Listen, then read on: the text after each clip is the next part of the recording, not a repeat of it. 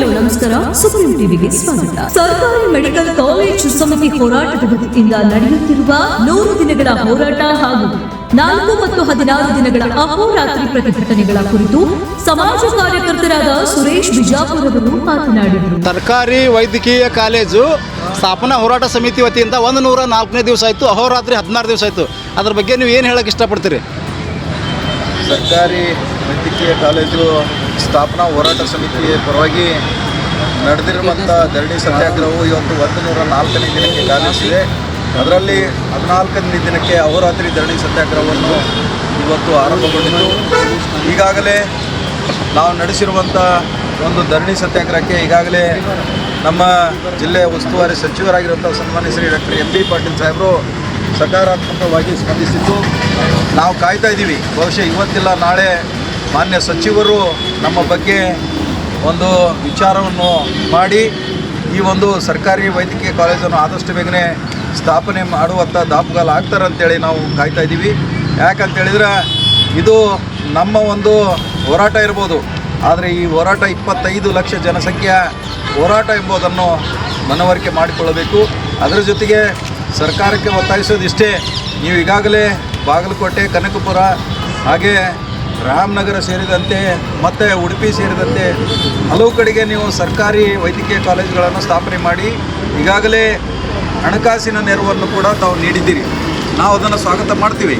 ಆದರೆ ನಮ್ಮ ವಿಜಯಪುರ ಜಿಲ್ಲೆಗೆ ಸಕಲ ಸೌಲಭ್ಯಗಳನ್ನು ಹೊಂದಿರುವಂಥ ಈ ಸರ್ಕಾರಿ ಆಸ್ಪತ್ರೆ ಆವರಣದಲ್ಲಿ ಇವತ್ತು ಸರ್ಕಾರಿ ವೈದ್ಯಕೀಯ ಕಾಲೇಜು ಸ್ಥಾಪನೆ ಮಾಡಲಿಕ್ಕೆ ಬಹಳ ಖರ್ಚೇನು ಬರೋಲ್ಲ ಅಂಥೇಳಿ ನಿಮಗೂ ಗೊತ್ತಿದೆ. ಸರ್ಕಾರಕ್ಕೆ ಗೊತ್ತಿರದೇ ಇರುವಂಥ ವಿಷಯ ಏನೂ ಅಲ್ಲ. ಈಗಾಗಲೇ ತಮಗೆ ಸಾಕಷ್ಟು ಮಾಹಿತಿ ಇದ್ದು ನಮ್ಮ ಹೋರಾಟದ ಒಂದು ಪ್ರತಿಫಲವಾಗಿ ತಾವು ಆದಷ್ಟು ಬೇಗನೆ ಸರ್ಕಾರಿ ವೈದ್ಯಕೀಯ ಕಾಲೇಜು ಸ್ಥಾಪನೆ ಮಾಡಬೇಕಂತೇಳಿ ಈ ಮೂಲಕ ನಾವು ಸರ್ಕಾರಕ್ಕೆ ಒತ್ತಾಯ ಮಾಡ್ತಾಯಿದ್ದೀವಿ. ತಾವು ನಿಮಗೆ ಗೊತ್ತಿದ್ದ ಹಾಗೆ ಜಿಲ್ಲಾಡಳಿತ ಈಗಾಗಲೇ ಅತಿ ಚಳಿ ಪ್ರದೇಶ ಇರುವಂಥ ಯಾವುದಾರು ಇದ್ದರೆ ಅದು ವಿಜಯಪುರ ಜಿಲ್ಲೆ ಅಂತೇಳಿ ಈಗಾಗಲೇ ರೆಡ್ ಅಲರ್ಟನ್ನು ಕೂಡ ಘೋಷಣೆ ಮಾಡಿದೆ. ಆ ರೆಡ್ ಅಲರ್ಟ್ ಮಧ್ಯದಲ್ಲಿಯೂ ಕೂಡ ನಾವು ನಮ್ಮ ಹೋರಾಟವನ್ನು ಇವತ್ತು ಮುಂದುವರಿಸಿದ್ದೇವೆ.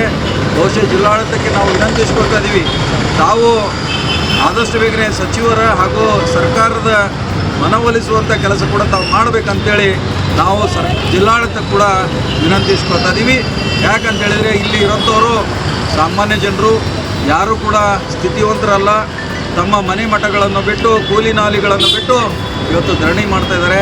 ಬಹುಶಃ ಜನತೆಯ ಹಿತ ಕಾಯುವ ಒಂದೇ ಉದ್ದೇಶದಿಂದ ಪಕ್ಷಾತೀತವಾಗಿ, ಜಾತ್ಯತೀತವಾಗಿ, ಧರ್ಮಾತೀತವಾಗಿ ಈ ಒಂದು ಹೋರಾಟವನ್ನು ಆರಂಭಿಸಿದ್ದೇವೆ.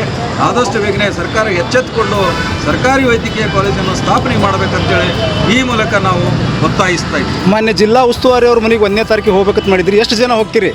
ಈಗಾಗಲೇ ಕಳೆದ 26ರಂದು ನಾವು ಜಿಲ್ಲಾ ಉಸ್ತುವಾರಿ ಸಚಿವರ ಮನೆಯ ಮುಂದೆ ಹಾಗೂ ಇನ್ನೊಬ್ಬ ಸಚಿವರಾಗಿರುವಂಥ ಸನ್ಮಾನ್ಯ ಶ್ರೀ ಶಿವಾನಂದ ಪಾಟೀಲ್ ಸಾಹೇಬರ ಮನೆ ಮುಂದೆ ಧರಣಿ ಸತ್ಯಾಗ್ರಹವನ್ನು ಹಮ್ಮಿಕೊಳ್ಳಬೇಕು, 1 ದಿನ ಸಾಂಕೇತಿಕ ಧರಣಿ ಸತ್ಯಾಗ್ರಹವನ್ನು ಹಮ್ಮಿಕೊಳ್ಳಬೇಕಂತೇಳಿ ನಾವು ನಿರ್ಧಾರ ಮಾಡಿದ್ವಿ. ಆದರೆ ಮಾನ್ಯ ಉಸ್ತುವಾರಿ ಸಚಿವರು ತಮ್ಮ ಪತ್ರಿಕಾ ಹೇಳಿಕೆಯಲ್ಲಿ ನೀಡಿರುವ ಸಂದೇಶವನ್ನು ಸಕಾರಾತ್ಮಕವಾಗಿ ನಾವೆಲ್ಲರೂ ವಿಚಾರ ಮಾಡಿ 26ನೇ ತಾರೀಕಿನ ಬದಲಾಗಿ 1ನೇ ತಾರೀಕು ಹೊಸ ವರ್ಷದಂದು ನಾವು ಈ ಹೋರಾಟವನ್ನು ಮಾನ್ಯ ಉಸ್ತುವಾರಿ ಸಚಿವರ ಮನೆ ಮುಂದೆ ಹಮ್ಮಿಕೋಬೇಕು, 1 ದಿನ ಸಾಂಕೇತಿಕ ಧರಣಿ ಹಮ್ಮಿಕೋಬೇಕಂತೇಳಿ ಏನು ವಿಚಾರ ಮಾಡಿದ್ದೀವೋ ಅದು ನಡೆಯುತ್ತೆ. ಅಲ್ಲಿ ಸಾವಿರಾರು ಸಂಖ್ಯೆಯಲ್ಲಿ ಕಾರ್ಯಕರ್ತರು ಮತ್ತು ಜಿಲ್ಲೆಯ ಜನತೆ ಬಂದು ಈ ಹೋರಾಟ ಸಾಂಕೇತಿಕ ಧರಣಿ ಸತ್ಯಾಗ್ರಹದಲ್ಲಿ ಮಾನ್ಯ ಸಚಿವರ ಮನೆ ಮುಂದೆ 1ನೇ ತಾರೀಕಿಗೆ ಹೊಸ ವರ್ಷದಂದು ಧರಣಿ ಸತ್ಯಾಗ್ರಹವನ್ನು ಹಮ್ಮಿಕೊಂಡು ಸರ್ಕಾರಕ್ಕೆ ಒತ್ತಾಯ ಮಾಡಲಾಗುವುದು. ನಿಮ್ಮ ಹೆಸರು ಹೇಳ್ರಿ? ಸುರೇಶ್ ಬಿಜಾಪುರ, ಸಾಮಾಜಿಕ ಹೋರಾಟಗಾರ. ಸ್ವಚ್ಛ ಸಮಾಜಕ್ಕಾಗಿ ನೋಡ್ತಾ ಇರಿ ಸುಪ್ರೀಂ ಟಿವಿ. ಲೈಕ್ ಮಾಡಿ, ಶೇರ್ ಮಾಡಿ, ಸಬ್ಸ್ಕ್ರೈಬ್ ಮಾಡಿ.